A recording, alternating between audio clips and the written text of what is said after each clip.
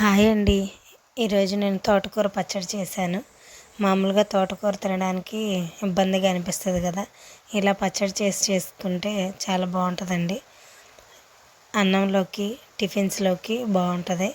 ముందుగా తోటకూరని కట్ చేసుకుని క్లీన్ చేసి పక్కన పెట్టుకున్నానండి.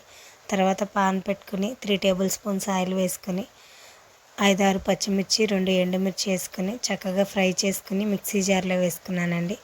కట్ చేసి పక్కన పెట్టుకున్న తోటకూరను కూడా పాన్లోకి వేసుకున్నానండి. తోటకూర వేసిన వెంటనే సాల్ట్ వేయకూడదండి. సాల్ట్ వేస్తే వాటర్ అంతా వచ్చేస్తుంది. కాబట్టి కొంచెం ఫ్రై అయిన తర్వాత సాల్ట్ వేసుకుంటే మంచిగా ఉంటుందండి. లేదంటే వాటర్ అంతా వచ్చేసి తోటకూర పేస్ట్లా అయిపోద్ది. తోటకూర ఫ్రై అయ్యేటప్పుడు నేను కొంచెం సాల్ట్, పసుపు వేసుకున్నానండి. ఫ్రై అయిపోయిన తర్వాత తోటకూరను కూడా మిక్సీ జార్లో వేసుకున్నాను. 5-6 వెల్లుల్లి రెబ్బలు, కొంచెం జీలకర్ర, కొంచెం సాల్ట్ వేసుకుని నేను చింతపండుని కొంచెం పెద్ద నిమ్మకాయ సైజ్ అంత చింతపండు తీసుకుని దానిలో కొంచెం హాట్ వాటర్ వేసుకుని పెట్టేసుకున్నానండి. ఆ చింతపండు గుజ్జును కూడా వేసుకున్నాను. అవన్నీ మిక్సీలో వేసేసుకొని చక్కగా పేస్ట్ చేసుకున్నానండి.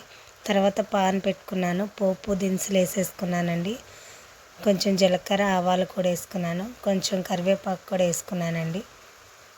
ఒక ఎండుమిర్చి కూడా వేసుకున్నాను. ఇవన్నీ ఫ్రై అయిపోయిన తర్వాత నేను మిక్సీ పట్టుకుని ఉంచుకున్న మిశ్రమంలోకి వేసేసుకున్నానండి. అంతే, ఎంతో టేస్టీ అయిన తోటకూర పచ్చడి రెడీ.